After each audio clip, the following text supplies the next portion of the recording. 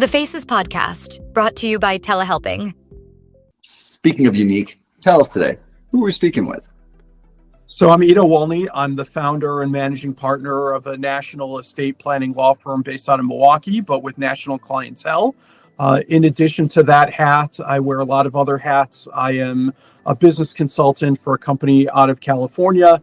I am the estate planning editor for Investopedia, which a lot of financial planners have heard of. I am the president of my village, so I'm the mayor of my little town. I make cufflinks and I restore cars. I manage my son's hockey career, and my daughter's a figure skater for Team USA. Aside from that, nothing else.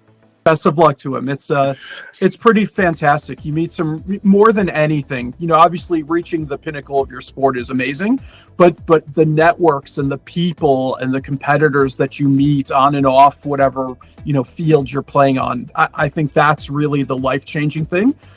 Any athlete eventually is going to retire, but those relationships carry on past the sport. And I think really that's where the gold medals are. Huge. I will say I don't sleep very much. I literally accomplish a lot of this stuff simply because I'm one of that 0.004% of the population that can get by with sleeping 3 hours a night consistently. Yeah. And some of the things that I do were born from being tired of just laying in bed staring at the ceiling. And so we were talking just before we started recording. I just got back from Winnipeg with an unbelievable opportunity that opened up there.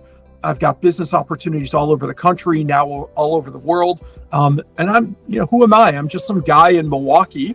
And so I think we've just out-hustled, outworked. It's not that I'm smarter. I'm certainly not better looking than any of my competitors. I try to out-hustle everybody. And I think I'm a good example of just putting in the work and loving what you do, and letting that show that can be the pathway to success. It's pretty uncanny that when you follow that sort of mantra, the amount of money you make follows. It's incredible.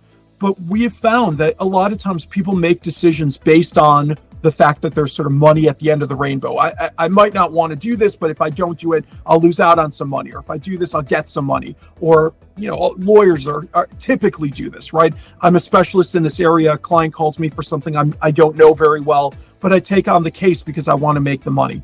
It's a huge mistake. It's fraught with problems and liability. It'll cost you sleep. It's bad. Do the right thing. Always do the right thing because it's the right thing, and let the financial part of it be the reward, not the motivation.